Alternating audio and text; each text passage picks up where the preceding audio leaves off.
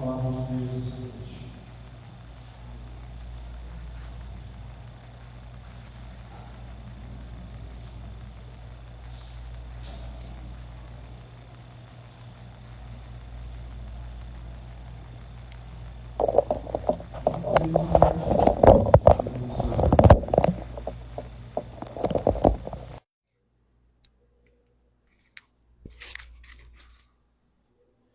Obrigado.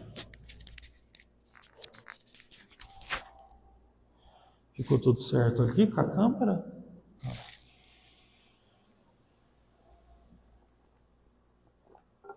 Vamos lá, vamos fazer a leitura? Diz assim, João 13, verso de número 1.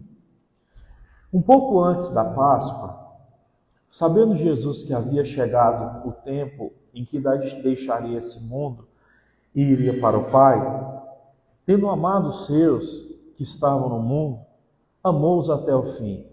Estava sendo servido o jantar e o diabo já havia induzido Judas Iscariotes, filho de Simão, a trair Jesus. Jesus, sabendo que o Pai havia posto todas as coisas debaixo do seu poder, que viera de Deus e que ele voltara a Deus, levantou-se da mesa, tirou a capa e colocou uma toalha em volta da cintura. Depois disso, derramou água em uma bacia e começou a lavar os pés dos seus discípulos, enxugando-os com a toalha que estava na cintura. Então chegou até Simão Pedro e disse: Senhor, vais lavar os meus pés? Jesus respondeu: Você não compreende agora o que eu estou fazendo. Mais tarde, porém, você entenderá. Pedro disse: Nunca lavará os meus pés. Jesus respondeu: Se eu não lavar os seus pés, você não terá parte comigo. Simão Pedro respondeu: Então, Senhor, não apenas os meus pés, mas também lava as minhas mãos e a minha cabeça. Jesus respondeu: Quem já se banhou precisa apenas lavar os pés. Todo o corpo está limpo, vocês estão limpos, mas nem todos. Jesus sabia que quem iria traí-lo, por isso disse que nem todos estavam limpos. Vamos fazer uma oração? Feche seus olhos comigo. Senhor Jesus, eu te agradeço por estar aqui, te agradeço por cada um que veio aqui, te agradeço por cada um que participa, Senhor Deus, desse culto. Fala conosco, Pai, em nome de Jesus, nos abençoe. Abençoe, Senhor Deus, para que a gente aprenda mais, para que a gente seja preenchido pela fé. Eu quero te agradecer por todas as coisas, ó Deus, que o Senhor tem feito na vida particular de cada um aqui. E eu sei que quando nós andamos na tua direção, segundo os teus princípios, em obediência ao Senhor, recebendo a sua graça, a nossa vida anda por uma direção não sem problemas, porque os problemas todos enfrentam, mas é uma direção aonde nós sentimos a segurança de que tem alguém mais forte do que nós andando do nosso lado, alguém nos amparando, alguém que quando nós estamos fracos nos fortalece, alguém que quando nós estamos prestes a cair, ele pega na nossa mão e nos coloca de pé, até mesmo se a gente chegar a cair, diz a tua palavra, o justo cai até 7 vezes, mas Deus o levanta de todas, porque o Senhor conhece a nossa fraqueza, mas o Senhor nos dá força para a gente continuar. Portanto, que nenhum de nós se sinta culpado, mas que o Senhor perdoe os nossos erros e nos ajude a continuar seguindo, porque o sangue do Senhor já nos lavou e nós não temos mais motivo para estarmos com a nossa consciência pesada. Nós temos que andar em Jesus e viver essa graça e essa bênção. Essa é a nossa oração, em nome de Jesus. Amém. Amém? Só antes da palavra, sábado a gente vai ter também o batismo nas águas. Se você quiser se batizar nas águas, esse é o momento. Se batiza nas águas quem crê, no Evangelho, que Jesus veio, que Jesus pregou a mensagem de Deus, que Jesus morreu na cruz, ressuscitou e vai voltar por uma última vez. Se você então crê nisso e quiser participar, quiser conversar comigo depois sobre isso, estou à disposição, tá bom? Pessoal, capítulo 12 mostra a entrada de Jesus, a proximidade da entrada de Jesus em Jerusalém. Isso aqui marca o final da vida de Jesus. Porque quando ele entra em Jerusalém, ele não sai de lá mais a não ser preso para ser morto. O capítulo 12, então, começa com ele visitando talvez os melhores amigos que ele teve, que foram Lázaro, Maria e Marta. Os três eram irmãos. E Jesus, antes de subir para Jerusalém, ele passou em Betânia, que era onde esses três irmãos moravam. Jesus tinha feito um grande milagre nessa família, que foi a ressurreição de Lázaro. Lázaro chegou a literalmente falecer. E Jesus foi até lá e ressuscitou ele. Algo que só alguém que é mais do que um filósofo poderia fazer. O Filho de Deus assim o fez. Quando Jesus estava então lá na casa deles, em Betânia, o texto diz que Marta, aquele jeitão dela, ela estava lá preparando a comida, como acontece em outros textos. Lázaro estava à mesa com Jesus, conversando com ele. E Maria, que era uma mulher diferenciada, não Maria, a mãe de Jesus, que também foi uma grande mulher, e nem Maria Madalena, que foi outra grande mulher, mas essa Maria, que surpreendeu a todos no dia que ela sentou aos pés de Jesus para ouvir a palavra, ela foi até algum cômodo da casa e ela pegou o perfume mais caro que ela tinha. O texto diz que valia 300 denários. 300 denários significa o trabalho de um ano de um homem, porque cada dia de trabalho vale um denário, mas nos sábados e nem nas festas religiosas se podia trabalhar. Então 300 denários literalmente valia o salário de um ano de trabalho. Ela pegou esse perfume caríssimo e jogou aos pés de Jesus, e o texto diz que ela pegou os seus cabelos e enxugava os pés de Jesus com os seus cabelos em sinal de reverência, de entrega total da sua vida diante do Senhor. Judas Iscariotes, que é aquele que veio atrair Jesus, olhou para aquela cena e disse assim: que desperdício, esse perfume podia ser pego e vendido e dado aos pobres. E Jesus repreendeu ele dizendo: os pobres vocês sempre terão contigo. Agora o que essa mulher fez vai ser lembrado em todas as épocas da história. Veja bem, Jesus não está falando que os pobres não precisam, mas o que essa mulher fez foi como se fosse um ato profético, porque uma pessoa, quando ela morria, ela era embalsamada com as melhores especiarias, com os melhores perfumes.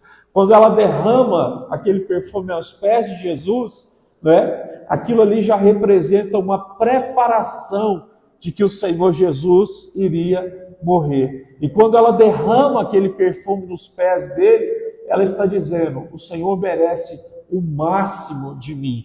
A gente aprende com essa mulher, então, que a nossa vida deve ser totalmente rendida ao Senhor. Tudo, a nossa vida espiritual, o nosso trabalho, a nossa vida sentimental, os nossos sonhos, a nossa vida financeira, a gente tem que colocar tudo na mão de Jesus sem medo dele fazer o pior. Falei algumas vezes, falo de novo, quando Cristo Jesus me chamou, me resgatou, como que aconteceu? Eu estava ouvindo a palavra, foi como uma flecha no meu coração, e o Senhor ali, ele falou comigo que eu iria viver para o ministério. Mas a coisa mais difícil naquele começo, para me entregar, eu era um adolescente, foi a minha vida sentimental. Eu namorava, eu era um jovem, não tinha dinheiro para casar, e conhecia a lei de Deus, eu sabia que o Senhor Deus abençoa de certa forma então o casamento. Então, o que acontece? Eu tive dificuldades para entregar aquela área a Deus. E o que acontece? Eu fiquei lutando contra Deus. E sofri nessa área, sofri bastante. E o que acontece? Isso é uma coisa que nós precisamos entender. Todas as áreas da nossa vida precisam ser entregues ao Senhor. Depois que eu casei, e agora eu tenho os meus filhos, constantemente, principalmente durante as noites, quando às vezes eu acordo, vem aquele monte de pensamentos na minha mente com relação à vida financeira, com relação às coisas que eu tenho que pagar, as coisas que eu gostaria de dar para os meus filhos, para eles poderem fazer. Por exemplo, a minha filha, eu não tive condição de botar ela esse ano, ela estudou ano passado para ela tocar teclado, até para ela tocar na igreja também. Então, assim, eu oro a Deus e peço a Deus que Ele me dê graça para me entregar todos os dias a minha vida financeira, mesmo que não esteja acontecendo hoje tudo que eu gostaria que acontecesse. Então, eu oro, né, com preocupação e com dor no coração, porque eu peço coisas para os meus filhos, e quem tem filho sabe que é mais difícil pedir algo, né, pelos filhos do que para nós.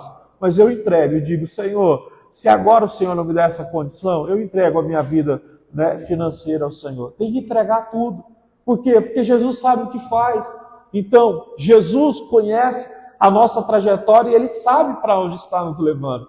Não tenha medo de entregar nenhuma área da sua vida ao Senhor. Tem muitos pais que têm medo de entregar os seus filhos a Deus, no sentido de que eu já conversei com muitas pessoas que têm filhos e as pessoas têm muita dificuldade, porque às vezes o filho começa a andar por um caminho errado, amizades erradas, às vezes começa a envolver ali com uma coisa ou outra, uma droga meio ilícita, e os pais entram em desespero, eles tentam de tudo, conversa com os filhos, manda o pai conversar, bate, disciplina, tira tudo e a coisa continua, faz de tudo e não dá. E aí eu vou dizer, está na hora de você tirar suas mãos.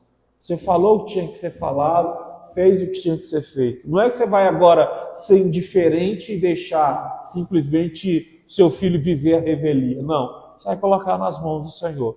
Você vai aprender a descansar em Deus. Porque o Deus que a gente serve pode usar um amigo dele, lá onde ele está, na escola que ele frequenta, para falar para ele de Jesus.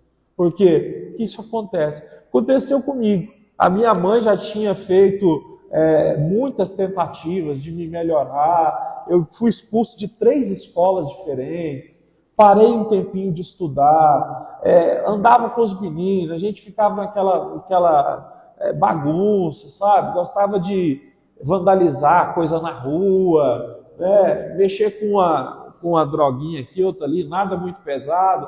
Mas o que acontece? Um desgosto para os pais. Sabe o que aconteceu? Quando eu resolvi voltar a estudar, eu fui para um colégio facinho, que era só para passar de ano.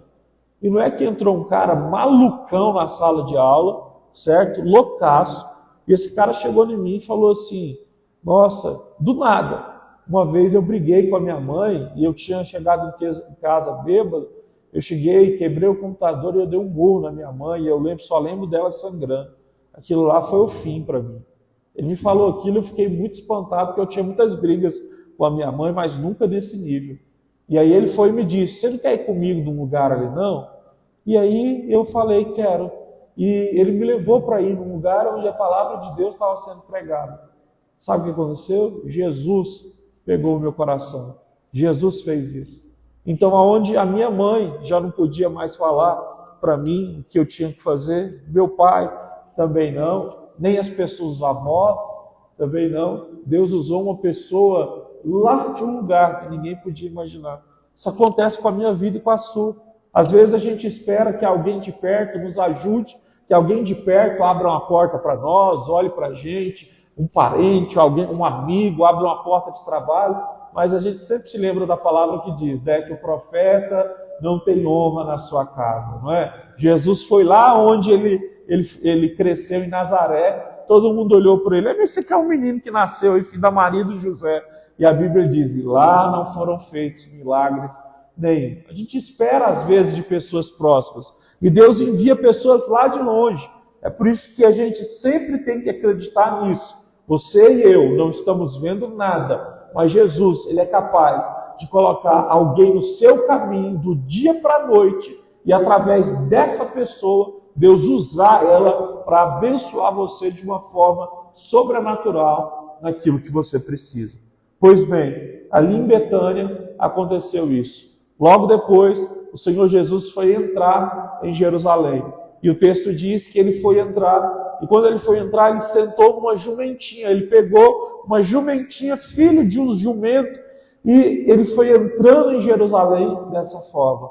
O rei que as pessoas esperavam, né, o Messias, que entrasse num cavalo branco e lutasse contra o Império Romano, e destruísse o Império Romano, ele escolheu pegar uma jumentinha. As pessoas estavam na entrada da cidade cheias de folhas de palmeiras na mão. E quando Jesus começou a entrar com a jumentinha, todo mundo batia aquelas folhas de palmeira na mão e colocava no chão e dizia: Hosana ao filho de Davi, que é bendito, né, o Filho de Deus.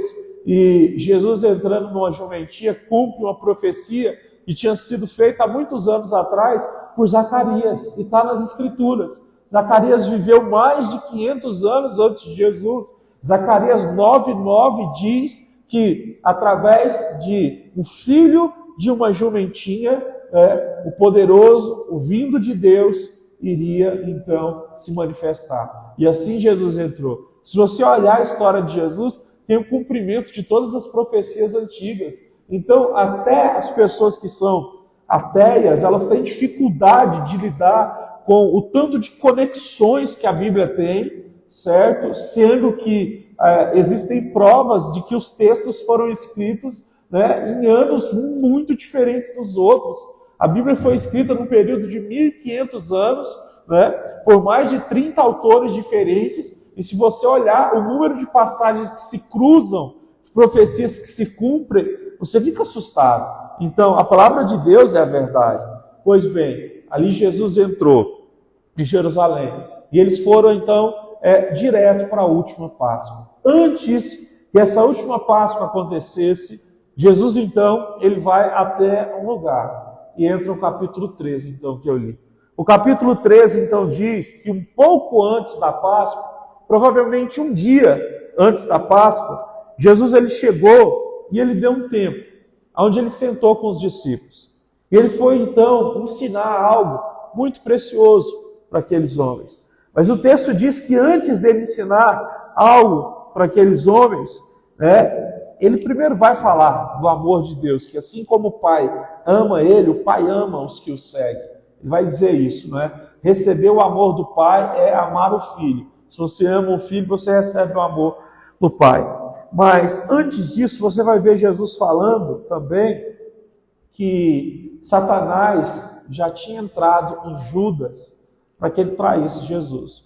Você sabia que você não vai encontrar mais nenhuma passagem na Bíblia dizendo que Satanás entrou dentro de alguém para cumprir um propósito maligno? Não tem. A Bíblia vai falar de outras pessoas que estavam possessas por demônios. Mas uma pessoa que entrou, lembrando que a gente está falando de um homem que ele não tinha traços de alguém que estava possuído por Satanás para cumprir uma missão ruim. Judas ele era um homem extremamente equilibrado emocionalmente e provavelmente, pelos estudos, o mais inteligente entre os discípulos. Jesus, a maioria dos discípulos de Jesus eram pescadores, eram homens simples, lembrando que nessa época a maioria das pessoas eram analfabetas. Judas ele foi nomeado para ser o tesoureiro do ministério de Jesus, e a Bíblia diz que ele vivia roubando a bolsa. Então, se ele foi nomeado para ser o tesoureiro, ele não era o quê? Ele não era analfabeto, ele tinha noções, então, de matemática para fazer cálculos, certo? Então, ele era um homem dessa forma. Ele veio de uma família tradicional que queria que o povo de Israel fosse liberto dos romanos. Provavelmente, essa é a parte da história que eu creio, Judas se decepcionou com Jesus. Porque quando Jesus pareceu ser um homem revolucionário. Mas depois Jesus começou a pregar sobre a salvação, o amor de Deus, começou a dizer, dá para César o que é de César, para Deus o que é de Deus. E tudo isso foi frustrando Judas, que era um homem que queria uma revolução armada contra o Império Romano. Então Jesus começou a ser para Judas o quê? Nada. Então Judas, possuído por Satanás, ele vai trair Jesus por 30 moedas de prata. E o texto diz então que Jesus sabia disso e falou isso. Pensa, a Jesus e os 12 reunidos. E ele diz, um de vocês vai me trair. Judas está lá, ele ouve isso, e ele não se manifesta de forma nenhuma. Ele é um homem frio, calculista, uma pessoa que preparou essa armadilha para o Senhor Jesus. Ele foi não só uma vez até os sacerdotes, mas várias. Por quê? Porque ele combinou o valor que ele ia negociar Jesus. Ele combinou o dia que ele ia negociar, que ele ia dizer onde Jesus estava. Ele combinou o ato que ele ia cometer para mostrar quem era Jesus, que era dar um beijo no rosto antes, porque já era de noite, para ninguém prender um discípulo no lugar de Jesus por confundir, por causa da escuridão. Judas foi um homem que preparou uma armadilha de uma forma muito bem pensada. Lembra de Davi? Davi não pensou muito bem para matar o marido de Betseba?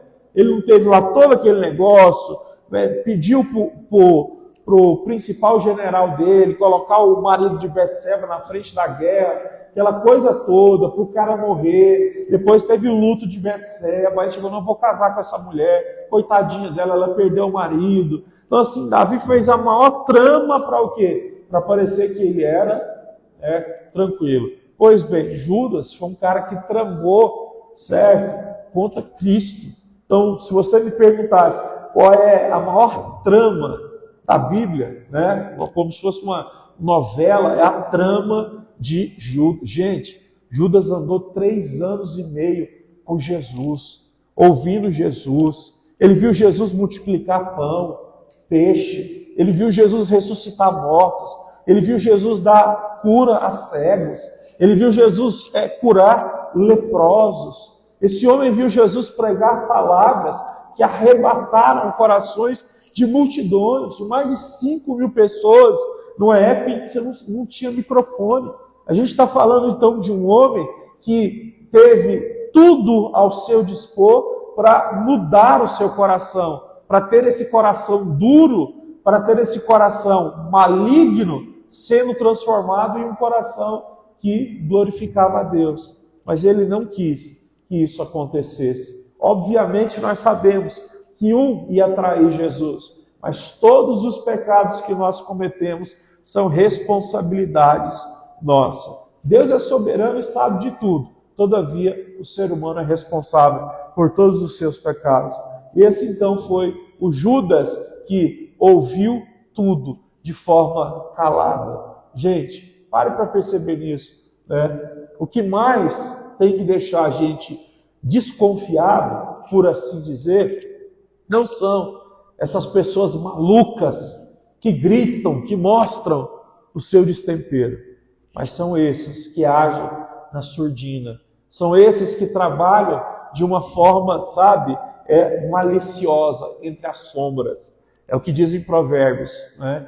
Onde Salomão diz que o pai dele, Davi, ensinou ele que ele não deveria andar com aqueles homens que acordavam à noite e iam fazer armadilhas para as pessoas, para poder roubá-las e depois, se fosse necessário, matar elas. Esses são os perigosos, não é? Então, o que traz perigo para uma nação, por exemplo, muito mais do que uma pessoa que é um bêbado jogado na rua, que alguém vai dizer é um drogado, tem demônios possuindo ele, que ele tem o vício da bebida. Mais do que isso, são o que? Governantes que matam pessoas porque não distribuem o dinheiro que deveria ter sido colocado lá. São os governantes que pegam os impostos e, em vez de investirem no sertão do Nordeste, onde as pessoas, as crianças, estão morrendo de desnutrição, eles simplesmente estão enchendo seus bolsos, colocando esse dinheiro em paraísos fiscais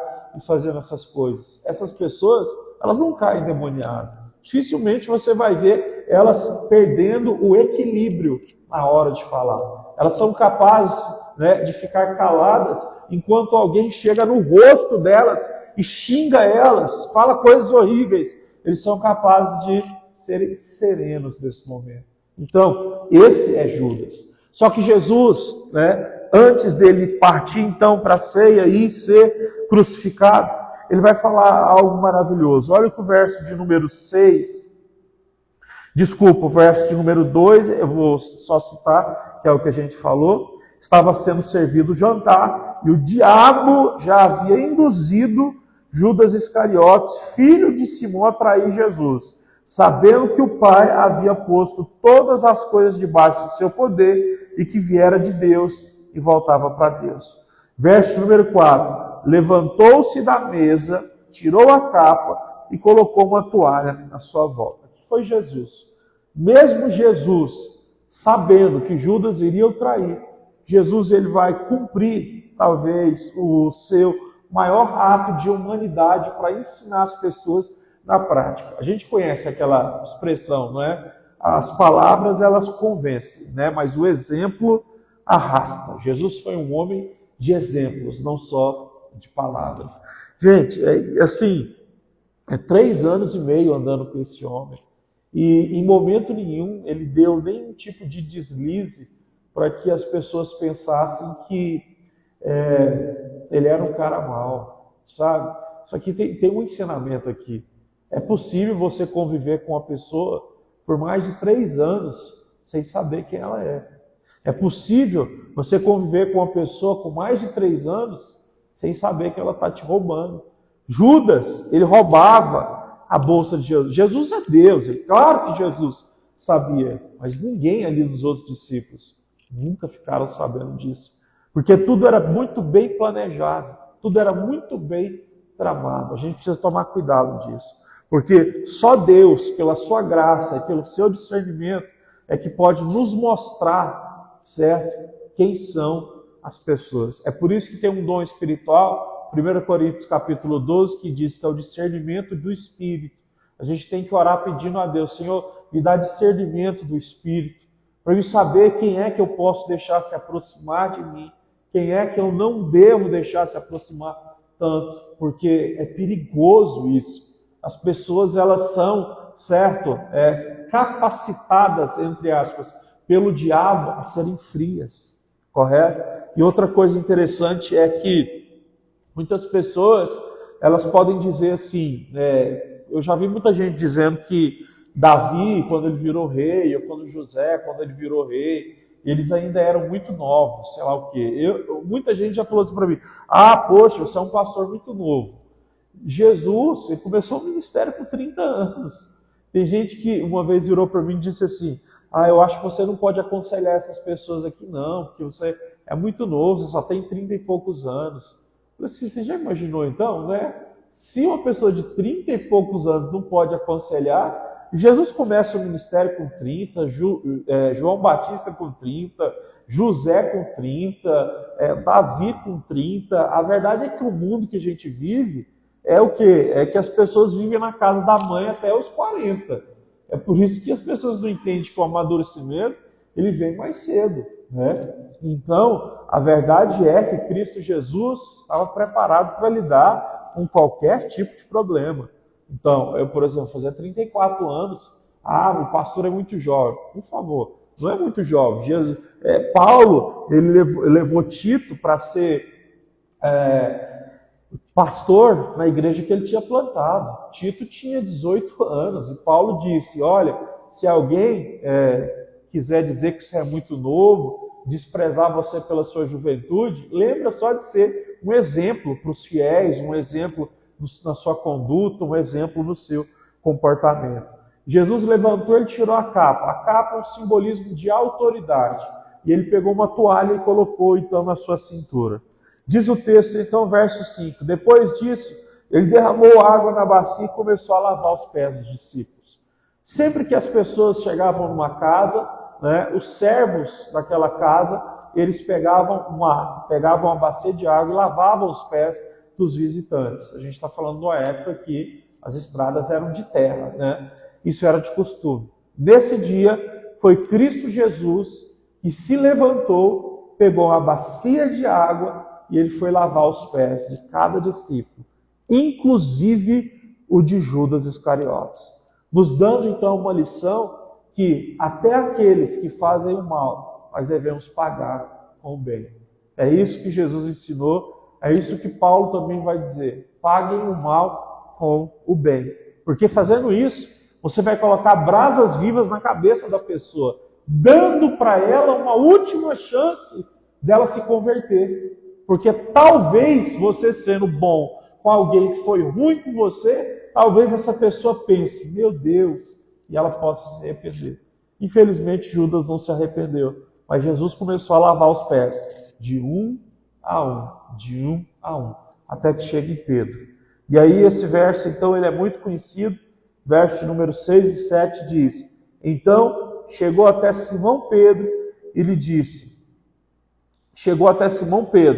e Simão Pedro disse, Senhor, o Senhor vai lavar os meus pés? E Jesus respondeu, você não compreende agora o que eu estou fazendo, mais tarde você vai entender. Esse texto aqui, certo? Ele é fundamental não só para esse momento, mas para a nossa trajetória de fé completa. Porque a maioria das coisas que Deus faz na nossa vida, a palavra que Ele nos dá é essa. Agora, você não vai entender, mas vai passar pouco tempo e você vai compreender todas as coisas. Naquele momento, para Pedro era um absurdo, porque Cristo é o Filho de Deus. Como que Cristo, o Filho de Deus, vai lavar os pés de um homem pecador? Pedro sabe que ele é um homem pecador, ele não tem vergonha de falar aquilo. E aí Jesus vai dizer para ele, se eu não lavar os seus pés, você não tem parte comigo. E Pedro, exagerado como ele era, ele diz, então me dá banho por inteiro. Aí Jesus diz, calma Pedro, você já tomou banho, já está limpo pela palavra que eu tenho te ensinado. Então Jesus lavou os pés dele. Naquele momento ele não entendia, mas o símbolo espiritual é que Jesus chamou os seus servos para serem, os seus discípulos para serem servos e não serem servidos. É o que Jesus mais ensinou, ele não desceu do céu para ser servido, ele desceu do céu para servir. É por isso que quando existe qualquer tipo de mal, a igreja se levanta para servir. A igreja se levanta para ajudar os pobres.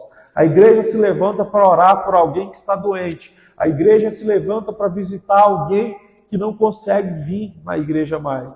A igreja, ela doa coisas para as pessoas que precisam. Graças a Deus a gente conseguiu doar, né? Não foi tanto assim, mas pelo menos foi um caminhão pequeno de doações que a gente conseguiu enviar para o Rio Grande do Sul. Então, graças a Deus por isso, e fazendo orações todos os dias. Então, Deus nos deu essa graça de servir. Está escrito, Jesus falou, é melhor dar do que receber. Aí veja para que você entenda como que a matemática de Deus é maravilhosa. Lucas 6, versículo 36. É melhor dar do que receber. Porque quem dá, recebe uma medida calcada, sacudida e transbordante. Deus tem uma promessa para aqueles que são generosos, que é, quanto mais você é generoso, mais Deus vai ser generoso com você, para você continuar sendo generoso, entende? Não tem como a gente dar o que a gente não tem. Então, de fato, quando Deus olha para nós e percebe que o nosso coração é generoso, não um coração que engana, que é aquele, eu vou receber, mas quando eu recebo, eu não dou. Muita gente faz esse tipo de coisa, eu já citei aqui outras vezes. Mas quando existe essa generosidade verdadeira em que a gente é capaz de tirar do nosso para ajudar quem precisa, você pode saber que Deus, Ele há de te abençoar. O apóstolo Paulo ele falou sobre isso para a igreja de Corinto. Falou, pessoal, eu queria que vocês arrecadassem ofertas para me levar para a igreja que está com necessidade, para a igreja mais pobre. 2 Coríntios capítulo 9. E aí Paulo disse assim, olha, se vocês semearem, Deus vai abençoar vocês. Vai abençoar vocês com tudo que vocês precisarem e ainda mais. Porque vocês estão amplamente supridos, mas lá eles precisam. E aí Paulo então recolheu as ofertas e foi lá e levou para aquela igreja que necessitava. Nós precisamos entender isso. Deus nos chama para que a gente possa fazer orações e ter uma intenção no coração que é certa. Infelizmente, tem gente que não é abençoada nesse quesito, justamente porque tem um coração um pouco enganoso, sabe? Aquela pessoa que fala assim, se eu receber, eu dou. Não é. Olha, eu já dei um exemplo. Teve um irmão que falou para mim, olha, pastor, eu não vou entrar nesse sentido, eu acho que quem vive dependendo de jogos de azar, essa pessoa ela está muito perto do vício e é pecado. Mas esse irmão jogou na loteria, ele tinha uma dívida alta e ele falou, pastor, se eu ganhar, eu realmente vou abençoar a igreja, porque é uma coisa que está no meu coração. E ele ganhou. Sabe o que ele fez? Meteu o pé, nunca mais eu vi ele. Então, assim, sabe, é o coração da pessoa. Uma pessoa dessa não entende que Deus poderia abençoar muito mais.